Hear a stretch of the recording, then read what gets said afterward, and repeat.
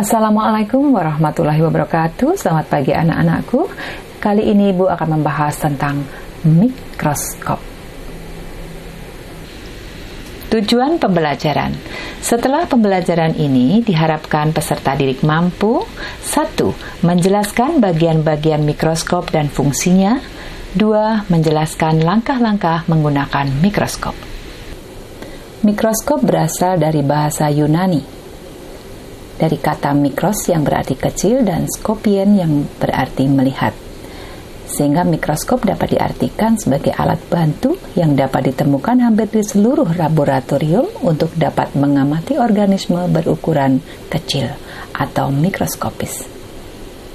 Mikroskop dibagi menjadi dua, yaitu mikroskop cahaya dan mikroskop elektron. Mikroskop cahaya merupakan mikroskop yang menggunakan cahaya sebagai sumber energi untuk memperbesar ukuran objek yang diamati. Sedangkan mikroskop elektron adalah mikroskop yang bekerja dengan menggunakan sumber energi dari elektron untuk memperbesar bayangan objek. Mikroskop cahaya itu ada dua, biasanya ada mikroskop cahaya monokuler dan mikroskop cahaya binokuler. Mikroskop cahaya monokuler itu adalah mikroskop yang lensa okulernya ada satu, ya. Jadi ini bentuknya pun juga bermacam-macam. Dan mikroskop cahaya monokuler inilah yang biasa terdapat di laboratorium di sekolah. Kemudian mikroskop cahaya binokuler itu adalah mikroskop cahaya yang menggunakan dua lensa okuler. Perbedaannya adalah apabila kita mengamati dengan mikroskop cahaya monokuler, maka kita akan menggunakan pengintaian dengan satu mata. Sedangkan untuk mikroskop cahaya binokuler berarti kita melakukan pengintaian preparat dengan menggunakan dua mata. Dan yang ini adalah gambar mikroskop elektron. Mikroskop elektron itu perbesarannya jauh lebih tinggi daripada mikroskop cahaya, karena ini sampai berjuta-juta kali perbesarannya. Berikut adalah gambar mikroskop yang sangat sederhana yang biasa terdapat di sekolah-sekolah. Sekarang kita lihat bagian-bagian mikroskop dan fungsinya. Bagian-bagian mikroskop dan fungsinya. Ini adalah mikroskop cahaya yang biasa terdapat di laboratorium sekolah. Sekarang kita akan melihat bagian-bagian dari mikroskop yang paling sederhana ini. Mikroskop biasanya terdiri dari dua bagian, yaitu bagian optik dan bagian mekanik. Yang bagian optik adalah yang pertama, ini namanya lensa okuler. Kemudian ini adalah lensa objektif. Kemudian di sini ada cermin. Muka satu adalah cermin datar dan muka dua adalah cermin cekung. Bagian mekaniknya ini adalah tubus atau tabung mikroskop. Kemudian ada meja preparat. Kemudian ada klip atau penjepit objek. Ada lengan mikroskop. Ada pemutar halus. Ada pemutar kasar. Di sini ada revolver, ya. Kemudian di sini ada kondensor. Dalam kondensor ini juga ada yang namanya diafragma. Dan yang ini adalah kaki mikroskop. Itu bagian-bagian dari mikroskop. Kita lihat sekarang fungsinya. Yang pertama adalah lensa okuler. Lensa okuler ini berhubungan dengan mata pengamat. Berfungsi memperbesar bayangan objek dan pada umumnya dijumpai 3 ukuran lensa okuler, yaitu 5 kali, 10 kali, dan 125 kali. Pada mikroskop ini kebetulan di sini adalah perbesaran 5 kali. Yang kedua adalah lensa objektif. Lensa objektif ini berada di dekat objek benda yang akan diamati, berfungsi untuk memperbesar bayangan. Di sini dijumpai ada 3 ukuran lensa objektif, yaitu 4 kali, 10 kali, 40 kali, dan 100 kali.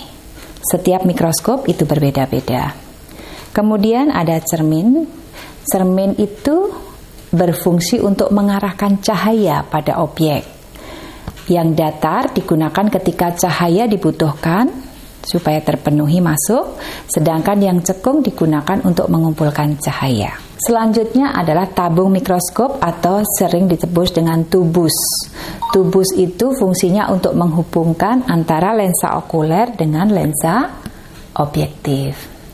Kemudian di antara lensa objektif dan lensa okuler, lensa objektif dan lensa okuler ini ada yang namanya revolver.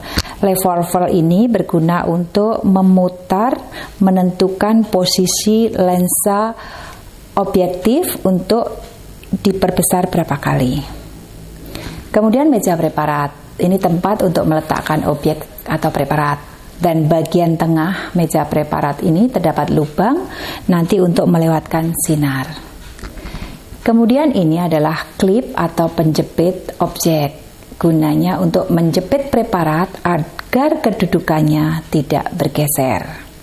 Kemudian ini adalah lengan mikroskop untuk pegangan mikroskop saat memindahkan atau membawa mikroskop.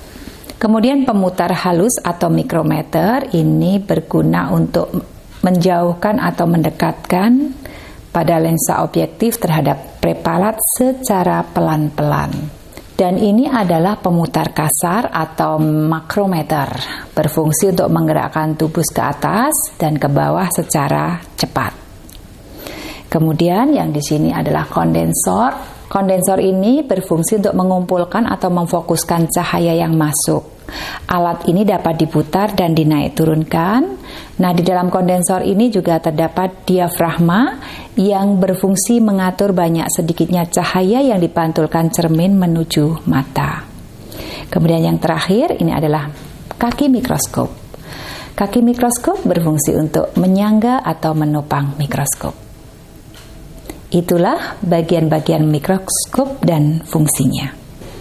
Sekarang marilah kita simak bagaimana langkah-langkah menggunakan mikroskop. Sekarang kita lihat cara menggunakan mikroskop. Yang pertama adalah letakkan mikroskop pada meja yang datar dan stabil. Pastikan meja kokoh dan tidak mudah goyah. Kemudian berikutnya adalah putar revolver sehingga lensa objektif perbesarannya berada pada posisi yang paling lemah. Jadi ini kita putar sampai bunyi klik pada posisi perbesaran 4 kali. Ya, setelah revolver diputar, maka kemudian kita melihat lensa okuler. Di situ kita harus menemukan bayangan berbentuk bulat terang. Kemudian atur diafragma untuk mendapat cahaya terang dan juga atur cermin agar mendapat cahaya yang dipantulkan ke diafragma ya kelihatan terang. Kemudian kita ambil preparat ya di sini. Preparat ini adalah tempat preparat atau objek yang akan diamati. Preparat itu biasanya ada yang sudah jadi, kita tinggal amati. Bisa juga kita bikin preparat baru ya. Misalnya kita ambil contoh, kita mau bikin preparat dari jamur tempe. Jadi kita akan melihat bagian-bagian dari jamur. Kita bisa melihat kecil aja ya sebenarnya ya, tapi nggak apa-apa, ini besar. Nah, jadi kita siapkan preparat, kemudian kita jepit pada penjepit preparat agar tidak goyah. Nah, kemudian kita geser meja preparat ini agar pada posisi pas di bawah lensa objektif. Kemudian setelah preparat sudah siap, lalu kita ke lensa okuler, kemudian kita tetap mata kita berada di lensa okuler. Kita akan memutar pemutar kasar dulu sampai menemukan bayangan objek agak jelas. Ketika kita sudah mendapatkan bayangan yang agak jelas, kita bisa lanjutkan dengan pemutar halus atau mikrometer dengan sangat perlahan sampai menemukan bayangan yang nyata.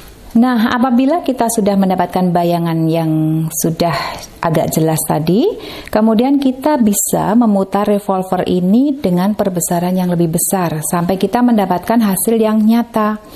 Nah, kemudian kita putar revolver misalnya dengan bayangan 10 sampai bunyi klik. Ketika bayangan 10 ini kemudian kita lihat di lensa okulernya bayangan masih kurang nyata, kita bisa memutarnya lagi ke lensa objektif berukuran 40 kali dan seterusnya sampai kita mendapatkan bayangan yang jelas. Setelah preparat sudah terlihat, maka selesailah kita mengamati objek atau preparat. Juga perlu kalian ketahui bahwa penghitungan perbesaran mikroskop itu dapat dihitung dari lensa okulernya dikalikan dengan lensa objektifnya. Misalnya di sini ada lensa okuler 5 kali, kemudian lensa objektifnya kita tepatkan pada angka 40 kali. Ya, berarti perbesaran total mikroskop terhadap objek adalah 5 kali 40 jadi 200 kali. Dan jangan lupa setelah selesai menggunakan mikroskop, bersihkan mikroskop dan simpan pada tempat penyimpanan pada suhu ruang. Terima kasih. Gambar ini adalah contoh hasil pengamatan menggunakan mikroskop oleh anak-anak SMP 147. Ini adalah jamur roti atau roti yang sudah kadaluarsa dan berjamur.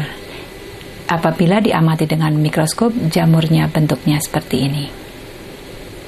Kemudian yang ini adalah hasil pengamatan dengan mikroskop tempe kedelai. Sekian, terima kasih. Sampai bertemu kembali di bahasan berikutnya. Wabillahi taufik wal hidayah. Wassalamualaikum warahmatullahi wabarakatuh. Selamat pagi semuanya.